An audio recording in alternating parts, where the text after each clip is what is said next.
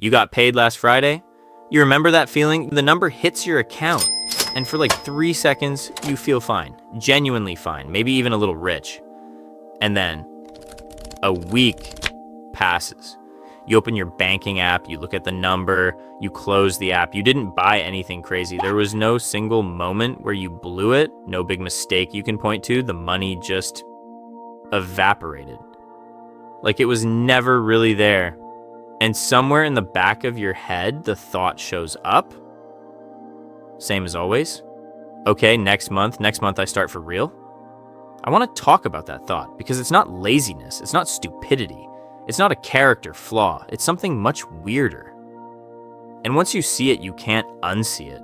I used to think the reason I never saved was simple. I didn't make enough. That was the story I told myself. When I make more, I'll save more. Logical, right? Sounds almost responsible, except I did start making more. And the savings still didn't happen. The expenses just expanded to fill the new space.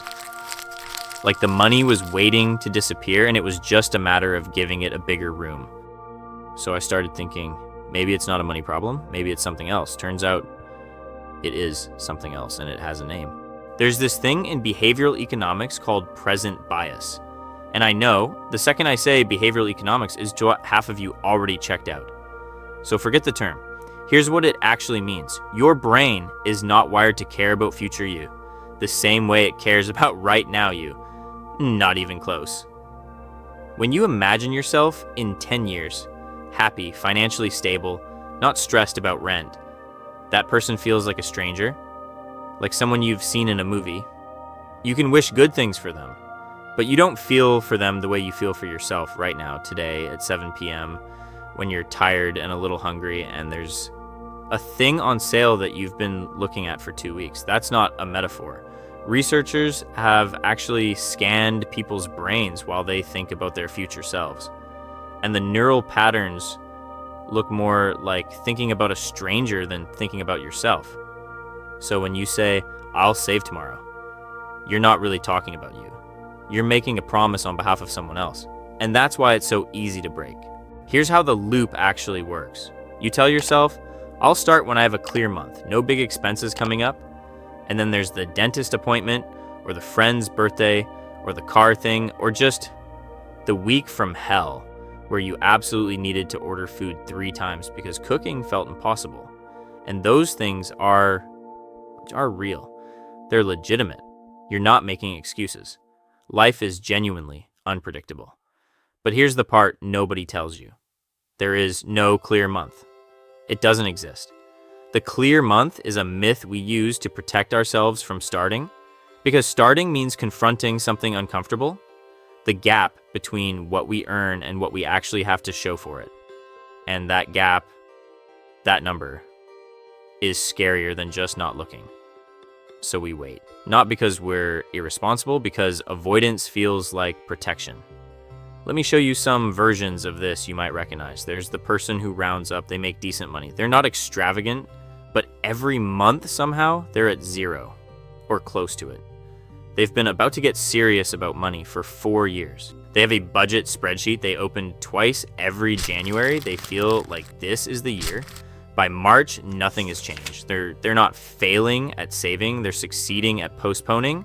Then there's the person who saves in their head. They think, I have $800 left this month, so I basically saved $800. But it never moves to a separate account. It just sits there. And by the end of the month, it was used for something. Something reasonable, something forgettable. And next month, same plan.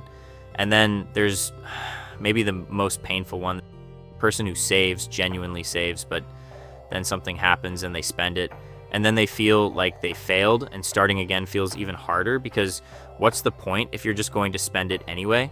So they don't start again. They just wait until the feeling passes. All 3 of these people think they have a discipline problem. They don't. They have a design problem. Here's what I mean by that.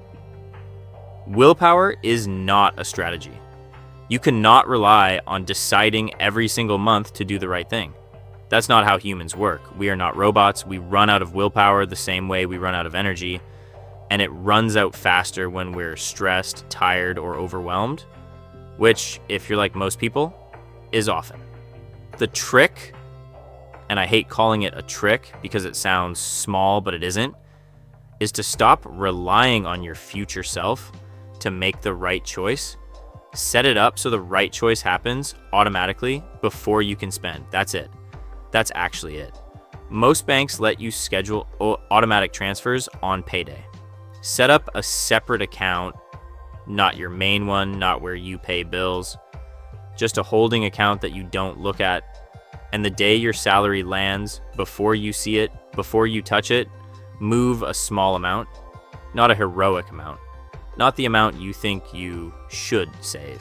A small amount that doesn't make you panic, even $30 a month, even $20. I know that sounds embarrassingly small, and your brain will say, what's the point? That won't change anything. But here's the thing. The amount matters less than the identity. When you save automatically, even a tiny amount, you stop being someone who is going to start saving.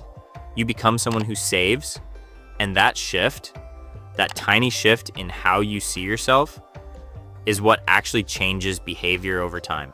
The other thing, stop waiting to feel ready. Readiness is a feeling, and feelings follow action, not the other way around. You don't feel motivated and then go to the gym. You go to the gym, and the motivation shows up. Sometimes, let's be honest, sometimes it doesn't, but you went anyway, and that still counts. Same with money. You don't save when you finally feel financially stable. You feel financially stable because you started saving, even badly, even imperfectly, even laughably small amounts. Start with something so small it feels almost pointless. $20, $10, seriously. The embarrassment of the small number is part of it. It removes the pressure, removes the drama, removes the I'll start when I'm ready loop. And then automate it so you don't have to think about it again. That's the whole thing. That's the whole exit. One more thing before I go, we talk about financial decisions like they're logical. Like we just need the right information, the right plan, the right app, and then we'll do the right thing. But we're not logical about money. Nobody is. We're emotional, we're tired, we're scared of looking at the number. We're trying to feel okay in a world that keeps throwing things at us. The I'll start tomorrow isn't weakness. It's your brain trying to protect you from discomfort today by promising a better version of you tomorrow. The problem is tomorrow, you're the same person with the same fears and the same instincts. So start today, not tomorrow, not on the first of the month, not after the next expense clears. Today, with whatever you have, with whatever amount doesn't terrify you. And if something in this video felt true, hit like. Subscribe if you want more of this, no pressure. But you're clearly the kind of person who thinks about this stuff. So, you know where the button is, because future you isn't a stranger you'll become. Future you is just today you, after 100 small days of not waiting.